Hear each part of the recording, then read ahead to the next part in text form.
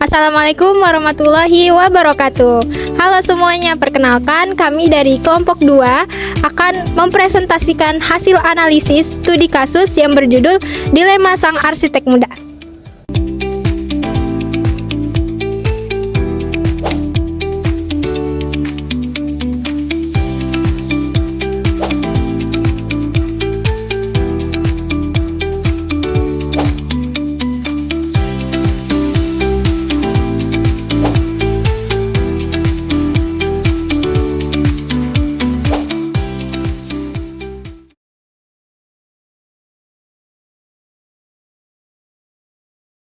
Ringkasan kasus ini menceritakan tentang seorang Farhan, yaitu seorang arsitek muda yang mengalami krisis identitas dan merasa hampa dalam hidupnya. Nah, pada kasus tersebut, kita dapat mengetahui bahwa dalam hidup Farhan itu mengalami beberapa masalah. Masalah pertama yaitu krisis makna hidup. Dalam Islam, tujuan hidup manusia yaitu hanya untuk menyembah Allah Subhanahu wa taala sebagaimana dalam Al-Qur'an surah Az-Zariyat ayat 56. Nah, kehampaan yang dirasakan oleh Farhan ini karena ia terlalu fokus pada tujuan hidupnya sehingga ia melupakan kewajiban seorang hamba. Masalah kedua adalah pencarian ketenangan batin. Farhan mulai mendekatkan diri kepada Allah dengan melaksanakan sholat dan bersedekah.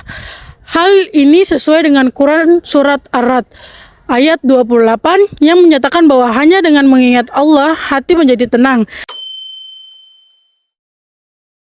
Ia menunjukkan bahwa ketenangan sejati tidak berasal dari materi, tetapi dari kedekatan dengan Allah Subhanahu wa Ta'ala.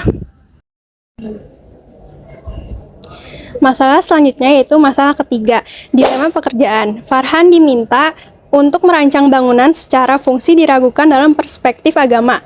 Dalam Quran Surat Al-Maidah ayat 2 dijelaskan bahwa kita tidak boleh tolong-menolong dalam perbuatan dosa.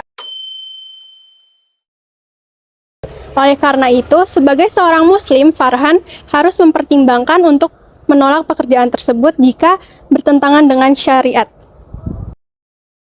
Masalah keempat adalah cara Farhan mencari solusi dengan menggunakan sumber hukum Islam, yaitu Al-Quran, hadis, ijma, dan qiyas. Langkah ini sudah tepat karena dalam Islam, penentuan hukum harus berdasarkan sumber yang jelas dan tidak hanya mengandalkan logika semata. Masalah kelima adalah konflik antar umat beragama di tempat kerja. Farhan harus bersikap adil dan juga toleran dalam surah Al-Kafirun ayat 6. Dan surah Al-Mutahanah ayat 8 yaitu dijelaskan bahwa kita harus saling menghormati antar umat beragama. Sebagai kesimpulan, kita belajar bahwa hidup itu harus seimbang. Di antara dunia dan akhirat, pekerja harus sesuai dengan syariat dan toleransi harus tetap dijaga. Sekian dari kelompok kami. Wassalamualaikum warahmatullahi wabarakatuh.